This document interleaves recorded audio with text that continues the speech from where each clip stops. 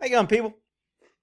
A little lesson in survival here. I did this video before, but I don't know if I got taken down or if it was on the other channel or what happened. Um, I think this is in a Dallas suburb to where he is towing a car. And I want you to understand when cops go into areas how quickly it gets out of hand and how quick crowds develop and engulf. So he goes into this area, and when you go into areas like this, tow trucks are automatically a warning sign because everyone in here who has not paid their car bill is concerned. No, I mean, I see a tow truck, I don't even recognize them because I'm not worried about my car. Look how much attention this tow truck driver gets just backing into a parking lot. And I want you to notice there's already 1, 2, 3, 4, 5, 6 people roaming around. There's probably only 1, 2, 3, 4, 5, 6, 7, 8, maybe 10, 15 cars here. And 6 people. Watch how that changes.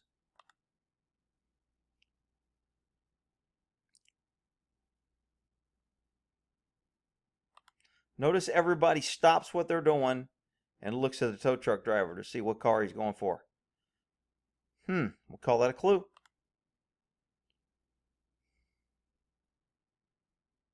Now this tow truck driver probably got here because somebody in here probably called him because he backed up and went straight to this car. And a lot of people will back their cars in thinking you can't tow them from the front or the back, depending on four wheel or front wheel. A lot of these cars are backed in. I don't know. Maybe they got to go to school in a hurry. They don't want to be late for school, but they backed their car in. So this guy immediately went straight to this car. And immediately the neighborhood goes into, we know the law to stop. Tow truck drivers cannot tow a car if they're occupied. If somebody's in the car, you're not allowed to tow it. So people who have their cars towed a lot learn the rules. So you will notice everybody will start jumping on and in this car to prevent the tow from taking place.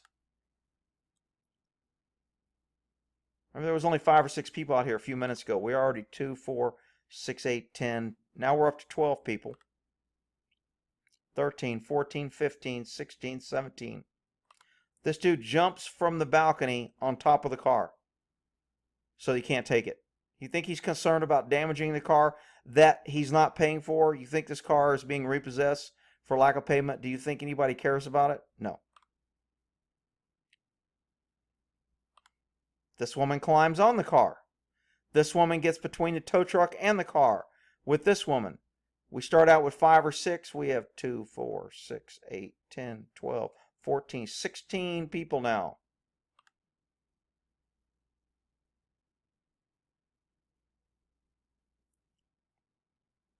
This guy's going to run from across the street and get on the car. How many people own this car? I mean, all these people can't own this car. This guy's climbing on top of the tow truck. 2, 4, 6, 8, 10, 12, 14, 16, 18, 20. Hell, looks like a college campus when doctor school lets out.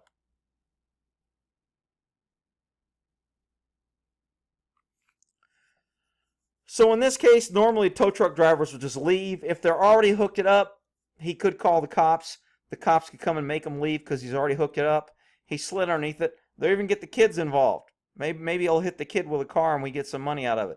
Saying they try to hurt my kid. 1, 2, 3, 4, 5, 6, 7, 8, 9, 10, 11, 12, 13, 14, 15, 16, 17, 18, 19, 20, 21, 22, 23, 24, 25, 26. Started out with what, 5 or 6? In a matter of less than a minute. Minute and 25 seconds.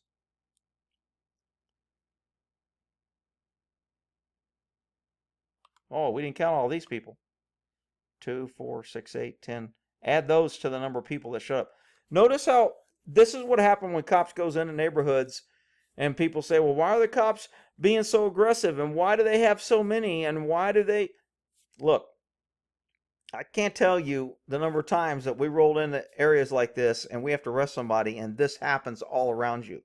And normally you start getting rocks or bottles or anything thrown at you. So there's neighborhoods that are just freaking dangerous.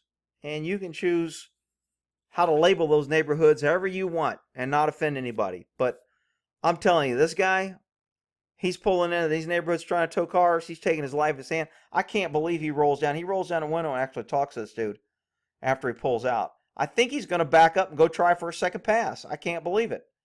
He straightens up his little wheel and then he starts backing up. I don't know why he's not leaving.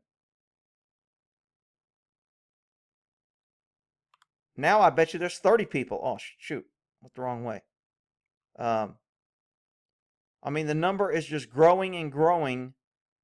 And this is how it gets dangerous. This is how somebody's going to claim you ran them over. They got hurt. Look at all these people. He starts backing up to go in for another one.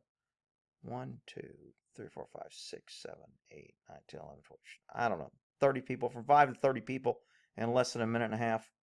So he rolls his window down a little bit here, talks to him, and then he ends up rolling it all the way down and talking to it. And I'm not sure why he would do that. To me, that's kind of foolish. He needs to cut his losses and get out of there. But you know what? Take it for what it's worth. This is, if you look at the Rodney King riots in L.A., when people were driving through L.A., they were losing their cars. They were getting beat up. They were getting dragged out of the cars. This is how mobs develop very quickly in certain neighborhoods. And you know what? You can take it for what it's worth. You better be ready if you go to certain places. Well, isn't that there?